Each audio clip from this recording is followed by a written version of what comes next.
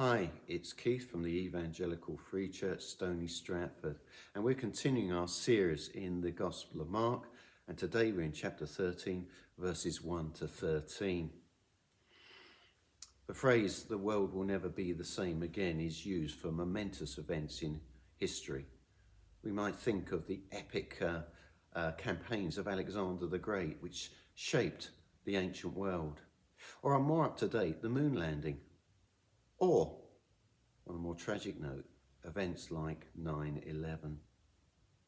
We look at these events and know that the world has changed. Well, Jesus confronts his disciples with an earth-shattering event, one that truly unnerves them. As they're leaving the temple, the disciples say to him, verse 1, "Look, teacher, what massive stones, what magnificent buildings." Now, indeed, they were right. Herod the Great had refurbished the temple and beautified it.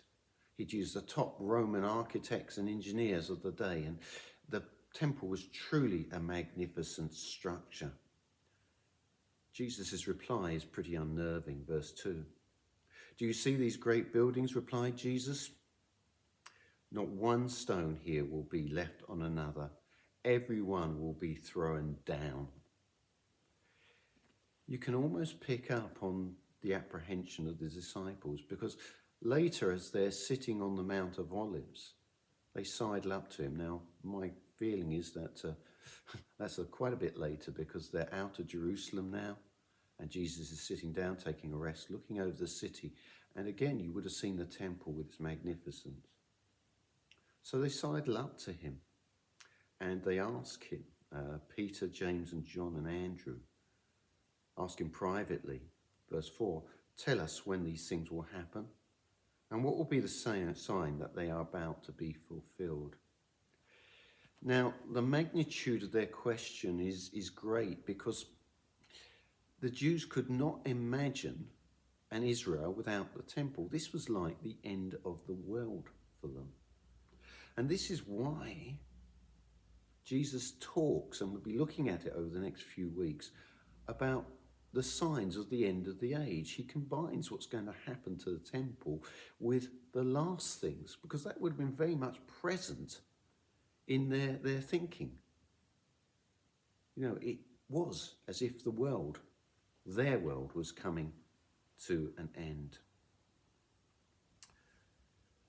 What does Jesus say? Well, firstly, verse 5 and 6. Jesus said to them, "Watch that no one deceives you. Many will come in my name, claiming I am he, and will deceive many." Jesus says, don't be thrown, don't be fazed by what's going to happen. In times of crisis, there will always be those who will play the religious card, religious charlatans. Some may even come claiming to be the Christ. Jesus says, don't be fooled. That's the first thing. Secondly, he says, don't be surprised. Verses 7, "When you hear of wars and rumours of wars, do not be alarmed. Such things must happen. But the end is still to come. Nation will rise against nation, kingdom against kingdom. There will be earthquakes in various places and famines. These are the beginning of the birth pains." Jesus is saying, don't be surprised at the state of the world around you. Such things must happen. That's the key phrase there. Since Jesus left this earth, it's a time we refer to of the last days till he comes again. There have been wars, there have been natural disasters. Jesus says, don't be fazed by them. Such things must happen, but the end is yet to come. Because this is the key thing, isn't it? This is a prelude. These are warning signs of the return of Christ, whenever that will be. That's the key thing. There wouldn't have been a time without wars or anything, or natural disasters from the time of the disciples to now. Jesus warns his disciples that persecution will follow. "You must be on your guard. You'll be handed over to the local councils and flogged in the synagogues. On account of me, you will stand before governors and kings and witness to them." Interesting that persecution's coming, but there's going to be opportunity. Do you know, sometimes people say to me, well, you know, Christianity is a crutch. You only use it so it makes you feel better about yourself or about the world around you. Jesus has a different slant on that. Jesus says it's not easy for believers. They can face persecution, and in many parts of the world, Christians do. But he has other things to say as well. There'll be opportunity. The gospel will be able to be preached. And here's the interesting thing. Here's the key thing. Whatever is going on, God is in control. Verse 10, and the gospel must first be preached to all nations. Man will not decide when the world comes to an end. It will come in God's timing. Jesus has one thing to say. He says, even if families are at war with each other, even if they are, you know, parents are being turned over by their children or children being turned over their parents for the faith, this is what you are to do. And this is the key thing, verse 13. All men will hate you because of me, but he who stands firm to the end will be saved. There's a great promise there. Whatever life may throw at us, Jesus is in control and we are his.